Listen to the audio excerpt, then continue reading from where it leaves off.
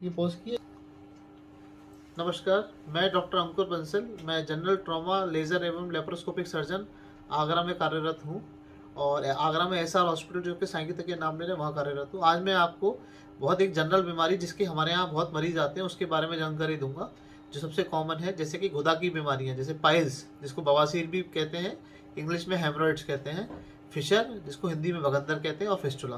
मैं इसके बारे में आज आपको कुछ जानकारी देना चाह रहा हूँ। और एक बीमारी और है पाइलोनेडल साइनस। तो बवासीर के बारे में पहले मैं आपको बताता हूँ, क्योंकि इसके हमारे यहाँ बहुत सारे पेशेंट्स आते हैं और काफ़ी आम हो गई है ये परेशानी। बवासीर क्या चीज़ होती है, यहाँ देखेंगे। बवासीर ये हमारा लैट्रिन का रास्ता है। तो बवासीर में क्या होता है, लैट्रिन के रास्ते में एक मांस बन जाता है, जो हमारे ये मांस बड़े हो जाते हैं। लैट्रिन के रास्ते में गुदे में ये सूजन आ जाती है, शिराएं फूल जाती हैं, इसको बवासीर कहते हैं। इसकी 4 प्रकार होते हैं। ग्रेड 1 जिसमें बवासीर थोड़ी बड़ी होती है, ऐसी दिखती है। ये थोड़े और बड़े हो जाते हैं, ये ऐसे दिखते हैं। ग्रेड 2 ये थोड़े और बड़े हो जाते हैं, बाहर निकल आते हैं और अपने आप अंदर चले जाते हैं, इसे कहते हैं ग्रेड 3, और हर समय बाहर निकले रहते हैं, ग्रेड 4। ग्रेड 1 में दवाई से काम चल जाता है, दवाई से ठीक हो जाते हैं। ग्रेड 2 के आधे में ये दवाई से ठीक हो जाते हैं, ग्रेड 2 के आधे में ऑपरेशन भी करना पड़ता है। और ग्रेड 3 और 4 जिस मरीज में होते हैं उसमें ज़्यादातर ऑपरेशन ही करना पड़ता है। वो ये होते क्यों है, ये आम सवाल होता है लोगों का जो हमारे पास दिखाने आते हैं कि ये क्यों होते हैं। ये देखिए, जो पेशेंट्स या जो लोगों के अंदर कब्ज ज़्यादा रहता है या कॉन्स्टिपेशन ज़्यादा रहता है, उसके अंदर ये होने की संभावना ज़्यादा होती है, क्योंकि वो लैट्रिन करते समय जोर लगाते हैं, जिसके वजह से हमारी जो शिराएं हैं लैट्रिन की, उसमें खून बढ़ जाता है और वो फूल जाती है और वो बाहर निकल आती हैं। या प्रेगनेंसी, जिनको प्रेग्नेंट लेडीज है उनके अंदर भी ये बहुत कॉमन है। या जिनको डायरिया बहुत ज़्यादा रहता है, मोशन बार बार जाते हैं, बार बार जाने से भी ये शिराएं ढीली हो जाती हैं और बाहर निकल आती हैं। और ये कई बार वंशाणु भी होते हैं, हेरिडिटरी भी होते हैं। तो मुख्य कारण इनके जो पाइल्स हैं वो इनका यही कारण है। इसका जो हमारे पास ज़्यादातर जो पेशेंट्स आते हैं वो ये पूछते हैं, साहब दवाई से ठीक हो जाएगा या इलाज से ठीक होगा। तो मैंने आपको बताया, दवाई से ग्रेड 1 और ग्रेड 2 के जो आधे पेशेंट्स होते हैं वो ठीक हो जाते हैं, बाकी सब में ऑपरेशन की ज़रूरत पड़ती है। अब इसके विभिन्न प्रकार के ऑपरेशन हैं जो बवासीर या पाइल्स के ऑपरेशन होते हैं। तो इसमें बेसिकली जो पहले नॉर्मली जो ऑपरेशन होता था वो हाथ वाले ऑपरेशन होते हैं, ओपन सर्जरी कहते हैं उनको। तो ओपन सर्जरी भी करा सकते हैं। जो लेटेस्ट अब हम जो आजकल हम कर रहे हैं वो लेटेस्ट सर्जरी है लेज़र सर्जरी। तो लेज़र सर्जरी के बहुत फ़ायदे हैं और लेज़र सर्जरी हिंदुस्तान में अभी नई है और इसके रिजल्ट्स भी बहुत अच्छे हैं। हम काफ़ी ऑपरेशन लेज़र से कर रहे हैं, हमारे यहाँ दूर दूर से मरीज आ रहे हैं और काफ़ी संतुष्ट होकर जा रहे हैं।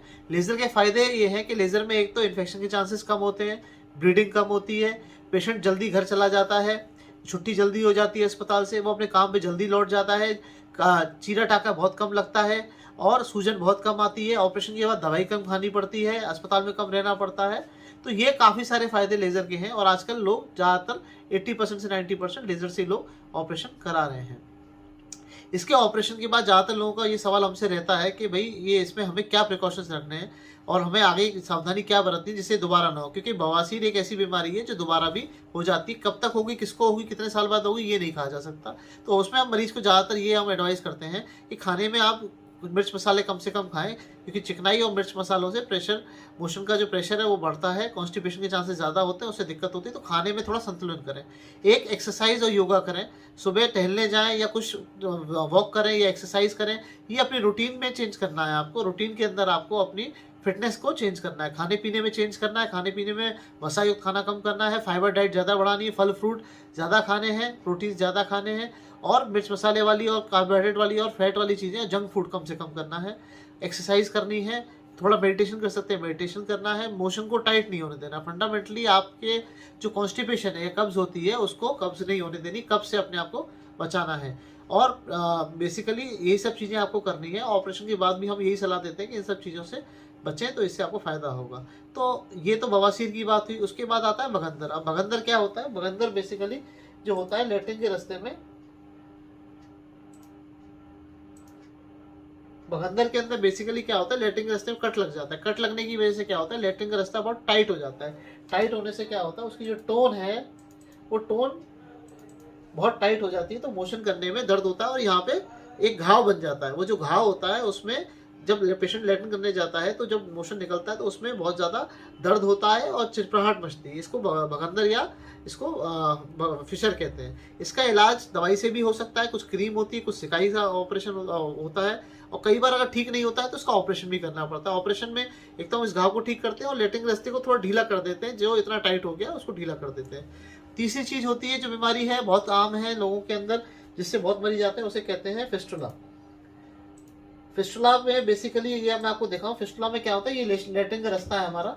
लेटरिन के रास्ते में लेटरिन जब आती है तो लेटरिन का रास्ता कई बार अंदर से कट जाता है, और लेटरिन के रास्ते में लेटरिन बाहर निकलने के बजाय यहाँ पे भरने लगती है, और भर के ये एक लेटरिन के रास्ते के बाहर एक रास्ता बना लेती है, और उस रास्ते को फिस्टुला कहते हैं। तो क्या होता है, जब मोशन पास कर रहे होते हैं तो कुछ मोशन तो यहाँ से निकलता है, कुछ मोशन यहाँ जमा हो जाता है।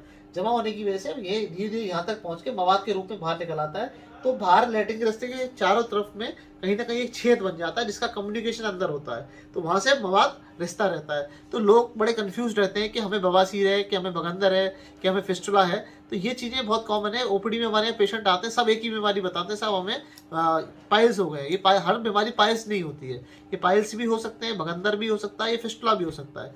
फिस्टुला के अंदर हम कई बार जो जांच कराते हैं, हम एमआरआई एडवाइस करते हैं या साइनोग्राम एडवाइस करते हैं, उसके हिसाब से फिर हम डिसाइड करते हैं कि हमें कौन सा ऑपरेशन करना है। और आजकल जो फिस्टुला का ऑपरेशन है, पहले हाथ से होता था, फिस्टुलोटमी होती थी, फिस्टुलेक्टमी होती थी, अब इसका भी लेजर का ऑपरेशन आ गया, जो कि बहुत ही बढ़िया और बहुत ही कारगर है।